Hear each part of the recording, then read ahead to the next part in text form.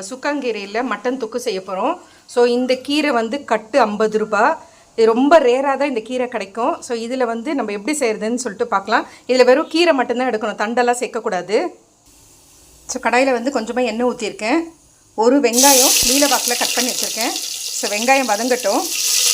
கூடவே வந்து ஒரு பிரிஞ்சி இலை, ஒரு துண்டு பட்டை, இது ரெண்டுத்தையும் சேர்த்துட்டு வெங்காயம் வதங்கும் போதே தக்காளி, இது என்ன நான் வந்து 1/4 kg மட்டன் தான் எடுத்திருக்கேன். ஒரு கைப்பிடிக்கு கீரை எடுத்திருக்கேன், ஜாஸ்தி போடக்கூடாது.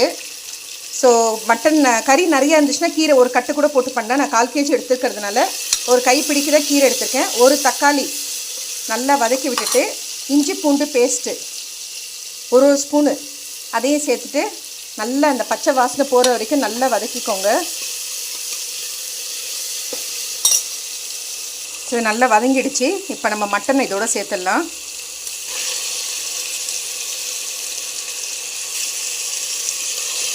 ஸோ இது வந்துட்டு இந்த கீரையோடு வந்து எறா சேர்த்து செய்யலாம். அதான் ஃப்ரெஷ்ஷாக கிடைக்கிறதுல காஞ்ச எறா கிடையாது.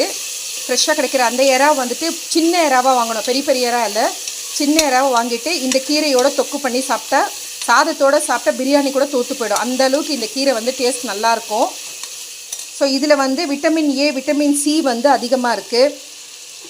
கண்ணுக்கு ரொம்ப நல்லது. கோல்டெல்லாம் ஆகிட்டு இருந்துச்சுன்னா, வறட்டு இருமல் கோல்டெல்லாம் ஆகிட்டு இருந்ததுன்னா, சளிலாம் பிடிச்சிருந்தா இந்த கீரை வந்து தொக்கு இந்த மாதிரி செஞ்சு சாப்பிட்டிங்கன்னா நல்லாயிருக்கும். ஹார்ட்டுக்கு ரொம்ப நல்லது. பிளட்டு வந்து ப்யூரிஃபை பண்ணுது. இதில் நிறைய வந்து மெடிக்கல் பெனிஃபிட்ஸ் நிறையவே இருக்குது இந்த கீரை.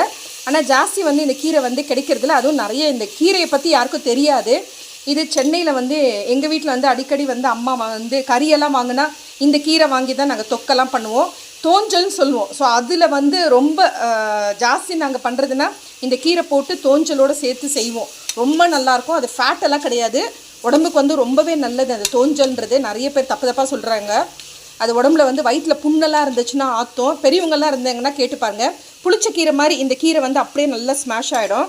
ஸோ இப்போ இதுக்கு தேவையான அளவு மஞ்சத்தூள், ஒரு 1/2 ஸ்பூன் மஞ்சத்தூள், ஒரு 1/2 ஸ்பூனுக்கு வந்து கரம் மசாலா, இதுக்கு தேவையான அளவு ஒரு 1/2 ஸ்பூன் தான் இருக்கும், இது கல் உப்பு சேர்த்துருக்கேன்.